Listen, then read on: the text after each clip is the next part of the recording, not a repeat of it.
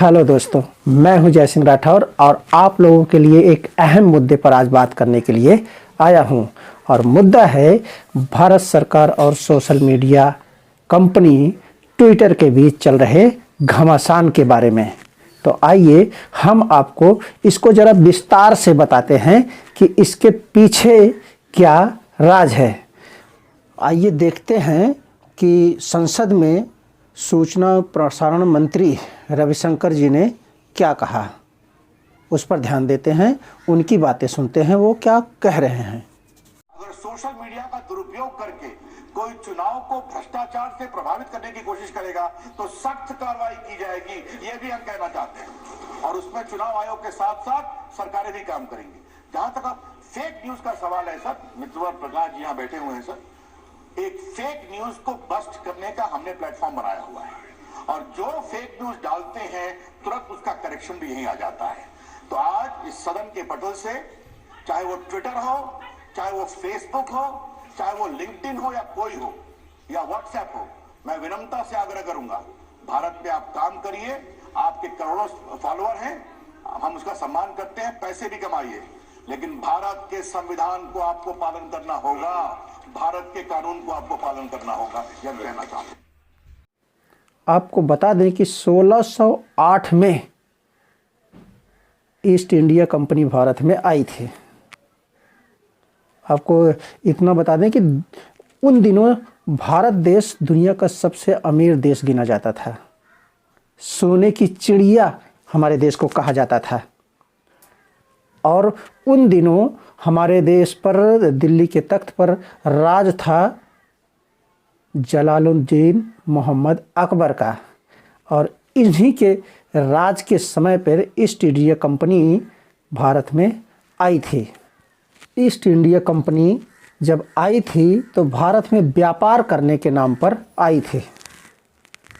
और व्यापार करने के नाम पर आते आते इसने हिंदुस्तान पर कब्जा कर लिया और भारत देश के लोगों को गुलाम बना लिया। यह एक कंपनी थी। मैं आपको बताना चाहता हूं कि आज के समय में ऐसी बहुत सारी कंपनियां हमारे देश में आ चुकी हैं जो हमें और आपको इस बात का एहसास दिला रही हैं कि हमारी एक कंपनी आई थी तो आपको गुलाम बना ली थी। और हम इस समय ढेर सारी कंपनियों के माध्यम से आए हैं और भारत को उसके देश में फिर से हम उसे दबोचना चाहते हैं। इसलिए हम आपको बताते हैं कि आप इन सारी सोशल मीडिया कंपनियों के चुंगल में न फंसें। वर्ष 1757 में ईस्ट इंडिया कंपनी ने प्लासी के युद्ध के बाद भारत को अपना गुलाम बना लिया था, भारत पर कब्जा कर लिया था। वहीं से ये वही देश है जहां आज आप रह रहे हैं। ये वही देश है जिस पर अंग्रेज़ों ने व्यापार करने के बहाने आकर के इस देश पर कब्जा कर लिया था और इस देश के लोगों को गुलाम बना लिया था।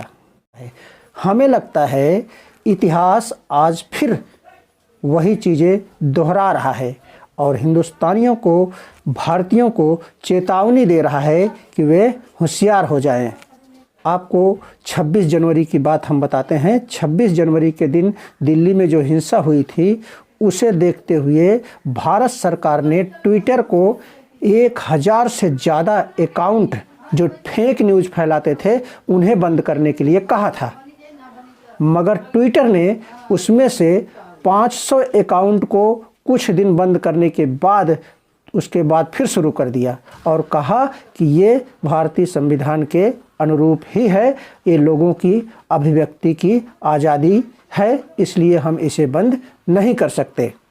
उस ज़माने में ईस्ट इंडिया कंपनी का जहाज़ भारत में समुद्र के रास्ते आया था, लेकिन आज सोशल मीडिया कंपनियों की जहाज़ इंटरनेट के रास्ते हमारे देश में आ चुका है। सोशल मीडिया ट्विटर पर कांग्रेस के एक नेता, जिन्होंने ट्विटर पर 26 जनवरी के दिन एक तस्वीर ट्वीट की थी, एक तस्वीर दिखाई थी जिसे आप देखें तो हमने कई न्यूज़ चैनलों पर सुना है, देखा है कि वह तस्वीर 2 साल पुरानी थी, लेकिन उन्होंने उसे 26 जनवरी की तस्वीर बता करके ट्विटर पर पोस्ट की थी।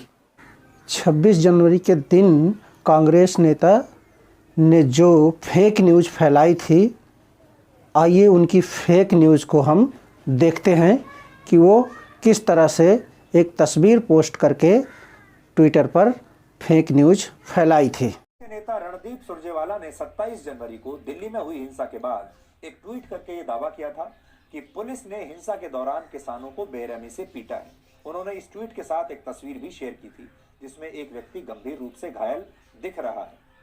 हमने जब तस्वीर के पीछे का सच जाना तो पता चला कि यह तस्वीर भी असल में 2019 की है, यानी 2 साल पुरानी है। तब दिल्ली के मुखर्जी नगर में एक सरबजीत सिंह नाम के ऑटो ड्राइवर ने पुलिस वालों पर हमला किया था, जिसके बाद सरबजीत सिंह ने पुलिस पर थाने में मारपीट करने का आरोप लगाया था और तब उस मारपीट के दौरान की तस्वीर है। लेकिन रणदीप सुरजेवाला ने यह फेक न्यूज फैलाई कि यह तस्वीर 26 जनवरी को हुई हिंसा की है। और समझने वाली बात यह है कि ट्विटर ने इस फेक न्यूज पर भी अब तक कोई कार्रवाई नहीं। तो ऐसे लोग भी हैं जो देश के लिए घातक हैं, इनसे बचें। और आप देखें कि सोशल मीडिया पर किस तरह से उन्होंने इस पोस्ट को किया था। इन सोशल मीडिया कंपनियों ने किस तरह से भारत में अपनी गहरी पैठ बना ली है आती है। भारत सरकार के कहने के बावजूद भी इन्होंने अकाउंट नहीं बंद किया, जबकि वहीं अमेरिका के जो दंगा हुआ था उनकी संसद पर, वहाँ 70,000 अकाउंट बंद किए गए थे, जबकि हमारे यहाँ तो 1,500 की ही मांग हुई थी, लेकिन उसे भी इन लोगों ने बंद नहीं किया। ये सोशल मीडिया कंपनियाँ जो हैं ये आपको बहुत ही नुकसान पहुँचाने वाली हैं। आप इसके बारे में ध्यान से। अपने ही ट्रैक्टर के नीचे दबने से उस दुर्घटना में मारा गया था। बहुत सारे लोगों ने ये फेक न्यूज फैलाई कि उसे पुलिस की गोली से उसकी हत्या की गई है, पुलिस ने गोली चलाकर उसकी हत्या कर दी। ये फेक न्यूज फैलाई गई। इस पर भारत सरकार ने कहा कि जितने लोगों ने ये फेक न्यूज फैलाई है उनके अकाउंट्स बंद करिए। देख, ट्विटर कंपनी ने भारतीय सरकार की बात को ना मानते हुए पहले तो उनकी बात को नज़रअंदाज किया, उसके बाद जब बहुत ज़्यादा दबाव पड़ा तब उन्होंने 500 अकाउंट को बंद किया, लेकिन वो सिर्फ 1-2 दिन के लिए ही बंद किया। बाद में इन लोगों ने फिर से उस अकाउंट को चालू कर दिया। यानी अब ये सरकार की भी बात नहीं मान रहे हैं, हमारे देश के सरकार की भी बात ना मानते हुए ये खुद ही अपना फैसला सुना देते हैं। तो इनके लिए क्या करना चाहिए ये आप लोग तय कीजिए। दोस्तों, अगर ये वीडियो आपको पसंद आया है तो लाइक, शेयर और सब्सक्राइब जरूर करें।